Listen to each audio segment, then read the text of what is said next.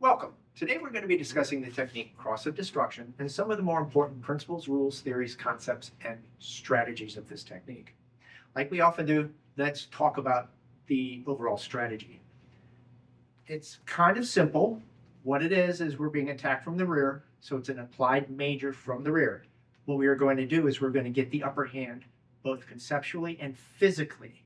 We're going to implement that getting the upper hand through the idea of angles of disturbances and maintain it throughout the entire technique while we begin to do our defense. Okay, so let's actually talk through how it starts out. So we're sitting here with this applied major from behind. Keep in mind, we're in a non-ready position as they begin to attack us, which means we're supposed to obey rule number one. But as we do in some techniques, we have to think of considerations. In this case, the consideration is, do I obey rule number one or do I not obey rule number one? In this case, we need to alleviate this choke. So what we're going to do is we're going to kind of bend the rule of establishing that base by stepping off and not really establishing the proper base that we could have against this opponent, but still stabilizing our base. So why are we doing that? Why is that consideration more important than establishing the base? Because we have this choke. So if you'll notice, as I begin to establish this base, what have I done? I've shifted my center line off their center line, which starts to affect their choke. Then what I'm doing is I'm starting to implement my strategy. In this case, I'm going to physically get the upper hand and try and create an angle of disturbance on them. So let's turn sideways so that you can see that a little bit more. So this is a potential angle of disturbance, not a definite. So let's talk through that for a second. As I begin to apply this, what I'm going to do is I'm going to apply pressure to the joint, this lower joint of their thumb. And what that'll do is it might begin them to force up on their tippy toes.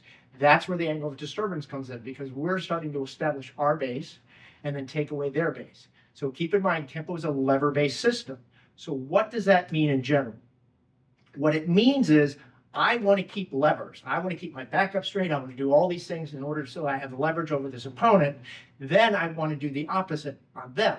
I want them to be in poor stances. I want them to bend over, things such as that. So we start that idea here by moving off to the side, because notice what I've done. I've made them slightly uncomfortable because they thought they were going to choke us directly. I moved off to the side, so we'll go back here again. So you can see that even if they're choking me and I just step off to the side, I've lessened it a little bit. And then this ensures the fact that I'm going to alleviate that. Now, once I've stepped off to the side and done that, we need to talk about a new concept. This concept is locking versus breaking, okay? So I've stepped off to the side, I've applied this pressure onto that joint. The difference between the lock and the break is basically the amount of pressure that you're applying. So I could potentially break this person's thumbs, but there's a problem. That problem is if I break the thumbs, the hands come forward, and guess what? We're now giving them levers against us. So if we turn sideways and we show this again, I pull these hands forward because I broke, but notice what they can do. They can just drop their elbows and now take advantage of me, putting me in a bad position. In other words, they're now going to have lever over us, which we don't want to happen. So how do we solve for that problem? What we do is we just apply enough pressure to get the job done that we want versus breaking. So now this is all throughout the technique, and we'll show different spots where that occurs, locking versus breaking. So we get our upper hand here, we get them in an angle of disturbance, and then we step back. So notice how I stepped back. I did not give this person the ability to take advantage of me by removing my own levers. I did not bend and step back, which then allows them to take advantage of me. What I did is I kept my back up as straight as possible and then stepped right back to continue my angle of disturbance by sweeping out that leg.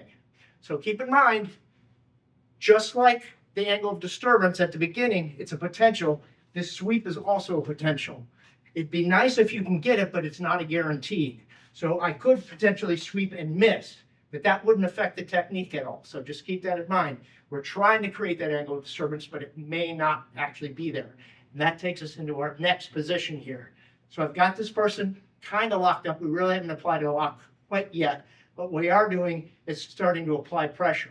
So this brings in a new concept at this point. This concept would be the plus X. Okay? What is it used for here? That's very important. If I begin to slide this down and try to apply pressure to it, I'm not going to break this elbow or anything on that arm. So what I want to do is I want to create this X. Have a margin for error, but it's a very tight margin for error. There's a lot on the right arm where I can move up and down the right arm, but there's very little on the left. So there is a margin for error, but it's only a partial margin for error. So keep that in mind. So what I want to do is continue to apply a little bit of pressure, and notice what just happened to my opponent. So if I did not get this sweep and they're standing up relatively straight, and I begin to apply pressure, notice what I did. Instead of creating the angle of disturbance on the bottom, I'm creating the angle of disturbance on the top at this point by continuing to do a little bit of pressure here. Again, we're doing a lock, not a break. So now, let's move on to the next piece. We exposed all this down here. Let's say I didn't sweep this opponent, and this is the position that they're in, and you'll see why in just a second why I'm doing that, is I want to kick out the leg in order to keep that angle of disturbance and start breaking stuff. I haven't done really much to this opponent to hurt them, only control them. So if I haven't swept it out, if you notice, I've created right here a margin for error by the both legs. I can come through, and if I miss the left leg, I can kick the right leg. So we're going to try and aim for the right leg, and we're not going to do a side kick. You would think, well, don't we normally do with a plus X a side kick? You would say, well, yeah, normally we do, but we don't here. Why? Again, considerations. In this case, I have a margin for error built in with the left and right, but I have to worry about the follow-up maneuvers. If I do a side kick, I'm taking myself and turning my body sideways, and that takes away our power principle of backup mass. And what we need that for is this break at the end.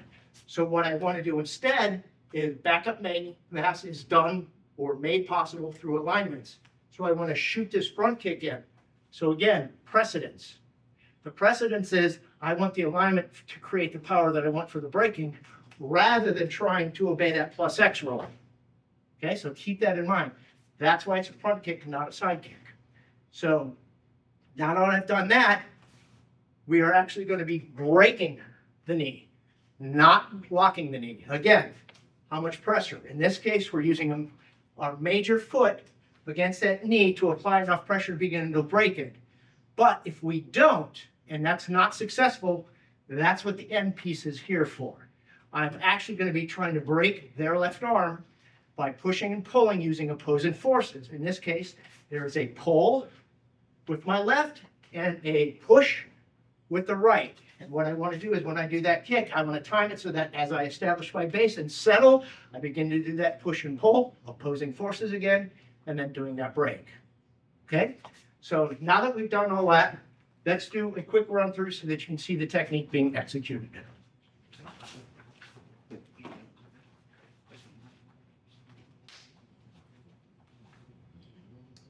Hope this video helped you understand the American Kenpo system just a little bit better. Thank you very much.